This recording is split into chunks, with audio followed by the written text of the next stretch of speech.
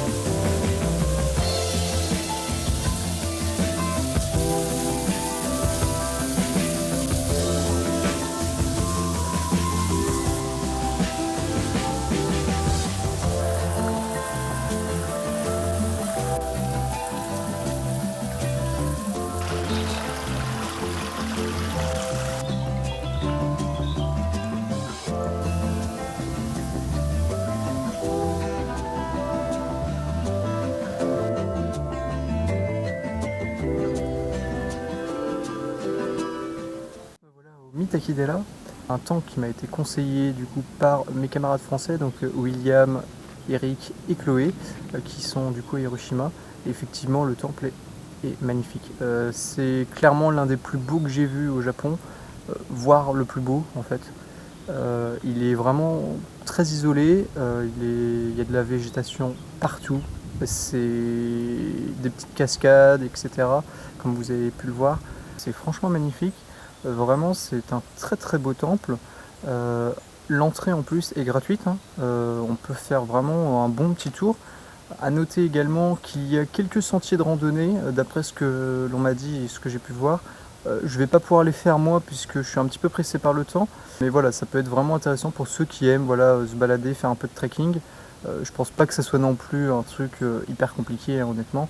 Mais voilà, ça peut faire une petite balade d'1 heure à mon avis. Ça peut être sympa. De plus, il y a la possibilité également de monter en fait en haut du temple, enfin sur un point de vue le plus haut du temple. Vous le verrez juste après dans les images. J'y suis allé, ça donne une assez belle vue. C'est dommage, il y a beaucoup d'arbres donc on voit pas trop la ville, mais ça peut donner un beau point de vue sur la ville d'Hiroshima. En conclusion, je dirais que si vous êtes de passage à Hiroshima, vraiment venez faire ce temple. Il est très relaxant, très beau. Il y a peu de personnes en fait, surtout si vous venez le matin à mon avis, je sais pas en après-midi, mais je pense que dans tous les cas il n'y a pas énormément de monde qui vient faire ce temple du fait qu'il soit assez perdu et reculé. Donc je vous y encourage vraiment. C'est pour moi du coup un incontournable maintenant à faire, en plus du fameux château d'Hiroshima et du dôme Genbaku, le fameux dôme du coup qui a survécu à l'explosion de la bombe atomique. Ces deux attractions je ne les ferai pas cette année puisque j'ai déjà faites il y a 4 ans lors de mon voyage et que cette année j'ai pas énormément le temps non plus de faire ça et je préfère du coup m'avancer jusqu'à Fukuoka.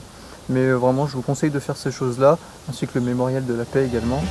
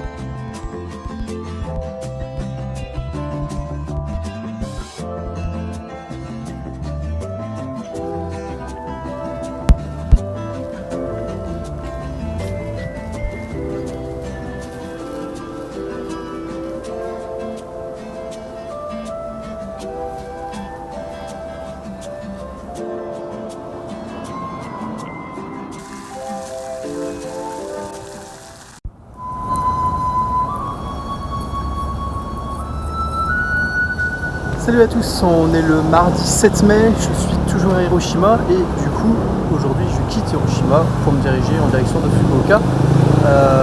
Là j'ai rejoint du coup un spot pour essayer de faire du stop.